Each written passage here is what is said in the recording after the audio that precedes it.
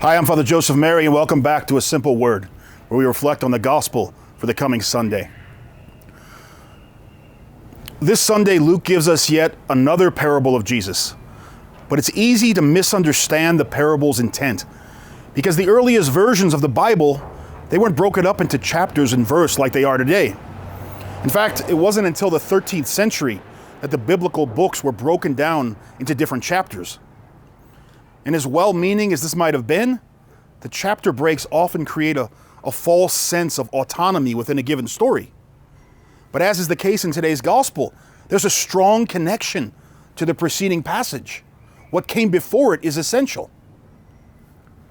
It's crucial to understand why Jesus is telling this parable. The passage we'll hear this Sunday is a direct continuation of what came before it, the final coming of the Son of Man. Jesus says that it will be as in the time of Noah and the time of Lot. People will be eating and drinking, marrying, buying, selling, planting, and building. And notice, none of these are evil things. That's not the point. The problem is that people will be so consumed by these things, the things of this world, that they'll forget about God. They'll abandon faith. They'll cling to earthly things. It will be a time of trial and tribulation, unlike anything the world has ever seen. It's only with this warning in mind that we can truly hear the parable of the persistent widow. Because the very next words in Luke are Jesus told his disciples a parable about the necessity for them to pray always, without becoming weary. The word translated as weary here is the Greek enkekiken, meaning to faint or to give up. Remember, Jesus is on his way to his passion, to his betrayal and to his arrest, and ultimately to the cross. The faith of his disciples is going to be shaken to the core.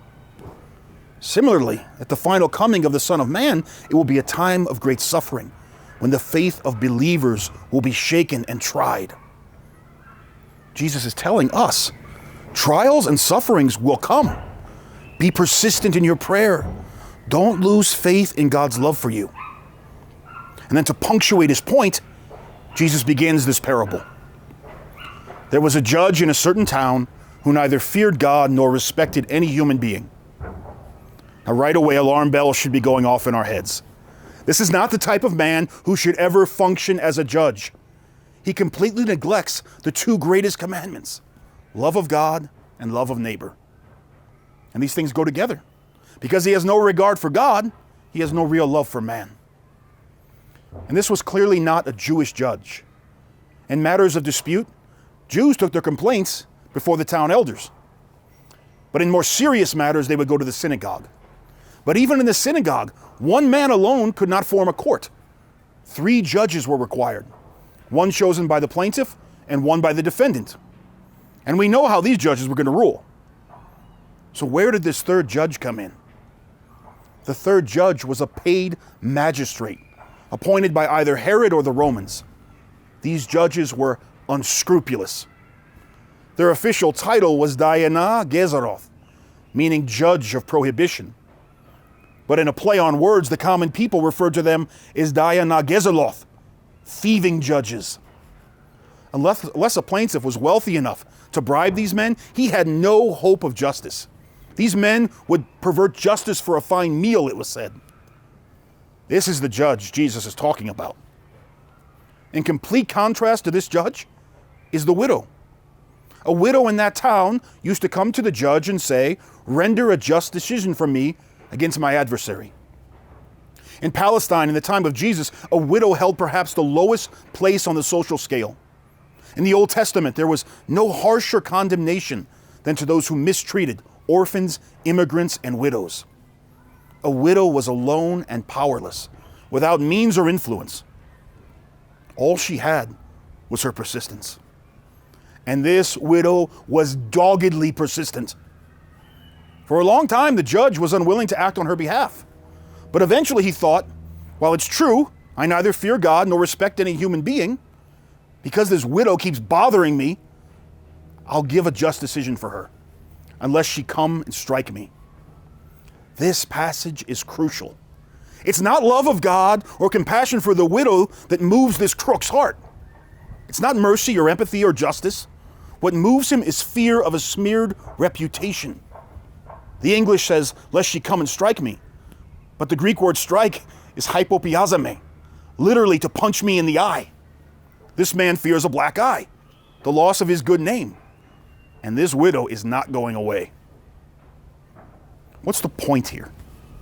What's Jesus saying to our lives? He says, notice what moves the uncaring, merciless heart of this crooked judge.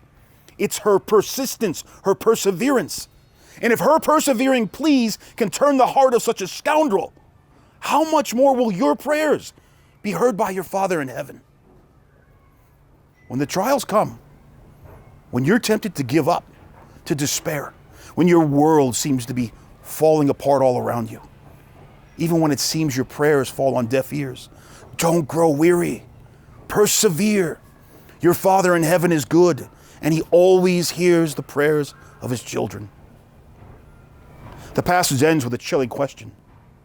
When the Son of Man comes, will he find faith on earth?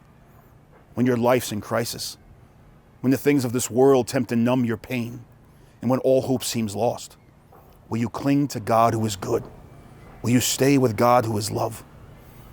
When all else fails, Jesus asks, will you trust in me? That's the question addressed to the heart of every disciple of Jesus.